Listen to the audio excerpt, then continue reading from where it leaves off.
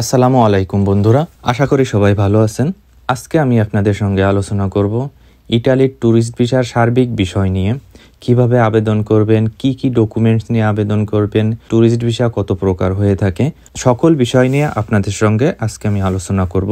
তো বন্ধুরা, মূল আলোচনায় যাওয়ার আগে একটাই অনুরোধ, আমার চ্যানেলটি আপনারা সাবস্ক্রাইব করে আমার পাশে থাকবেন এবং পরবর্তী ভিডিওর জন্য বেল আইকনটি প্রেস করে রাখবেন। তো চলুন মূল আলোচনায় যাওয়া যাক। প্রথমত বলি যে ইটালির ট্যুরিস্ট ভিসা সম্পর্কে যে সকল ইনফরমেশন আজকে আমি আপনাদের সঙ্গে শেয়ার করব, ইটালিয়ান এম্বাসি অফ ঢাকার যে ওয়েবসাইট আছে সরাসরি সেই ওয়েবসাইট থেকে নিয়েছি এবং আমি চেষ্টা করব ওয়েবসাইটের লিঙ্কটি আমার ভিডিওর ডেসক্রিপশন বক্সে দেওয়ার জন্য। এক নম্বরে আসি, ইটালিয়ান ট্যুরিস্ট ভিসা কত প্রকার হয়ে থাকে। ইটালিয়ান ট্যুরিস্ট ভিসা মূলত দুই প্রকার। এক নম্বর হলো ফ্যামিলি ট্যুরিস্ট ভিসা, দ্বিতীয়ত হলো directly tourist visa. Family tourist ভিসাটি হলো স্পন্সরশিপের মতো, যে আপনার ফ্যামিলি মেম্বার ইটালিতে কেউ আছে এবং সে আপনাকে ইনভাইট করছে ইটালিতে ভিজিটের জন্য। এই ট্যুরিস্ট ভিসাতে কিন্তু প্রায়ই প্রচলিত আছে বাংলাদেশে। এবং ডিরেক্ট যে ট্যুরিস্ট ভিসা, এটা আপনারা নিজের যোগ্যতায় আবেদন করতে হবে, কোনো প্রকার কোনো ইনভাইটেশনে কাজ হবে না। তো আমি প্রথমে আলোচনা করব ডিরেক্ট ট্যুরিস্ট ভিসা সম্পর্কে।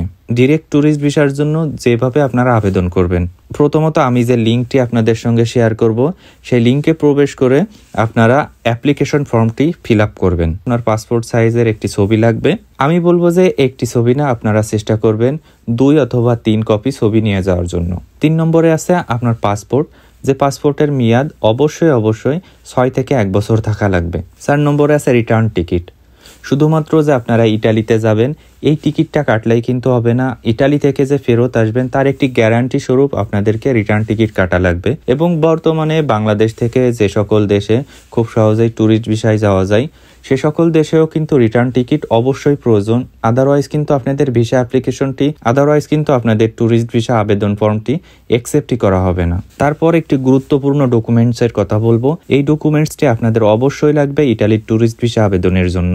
আপনাদের প্রফেশন বা আপনাদের পেশা কি তার একটি প্রমাণপত্র। আপনি যদি সরকারি জব করে থাকেন অথবা কোম্পানিতে জব করে থাকেন, আপনি যদি স্টুডেন্ট হয়ে থাকেন, তাহলে তার প্রমাণপত্র হিসাবে অ্যাজ এ স্টুডেন্ট আপনার স্টুডেন্ট আইডি কার্ডের একটি ফটোকপি জমা দিতে হবে। অথবা আপনি যদি চাকরিজীবী হয়ে থাকেন, আপনাদের চাকরিজীবীর একটি ডকুমেন্টস অবশ্যই জমা দিতে হবে এম্বাসিতে।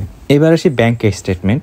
মিনিমাম 30,000 ইউরো সমপরিমাণ বাংলাদেশি টাকা অবশ্যই কিন্তু আপনাদেরকে ব্যাংকে দেখানো লাগবে। আপনারা যদি 30,000 সমমানের বাংলাদেশি টাকা ব্যাংকে দেখাতে অক্ষম হন, তাহলে কিন্তু আপনাদের ইতালিয়ান ভিসাটি অ্যাকসেপ্টেড হবে না। সর্বশেষ আছে প্রুফ অফ অ্যাকোমোডেশন। আপনারা ইটালিতে যেয়ে কিভাবে থাকবেন, কোথায় থাকবেন তার একটি প্রমাণস্বরূপ হিসেবে হোটেল বুকিং স্লিপ দেখাতে হবে এবং এইটি আপনারা চেষ্টা করবেন অরিজিনাল হোটেল বুকিং স্লিপ দেখাতে। আপনারা যে শুধুমাত্র বুকিং করেন, পেমেন্ট করেন না, এরকম যদি দেখান, তারা যদি বুঝে ফেলে তাহলে কিন্তু আপনাদের ভিসাটি রিজেক্ট যেতে পারে। তো বন্ধুরা, এইবার আমি আসবো ফ্যামিলি ট্যুরিস্ট ভিসা সম্পর্কে। ফ্যামিলি ট্যুরিস্ট ভিসায় একটি ডকুমেন্টস বেশি লাগে, সেটা হলো ডিক্লারেশন অফ হসপিটালিটি।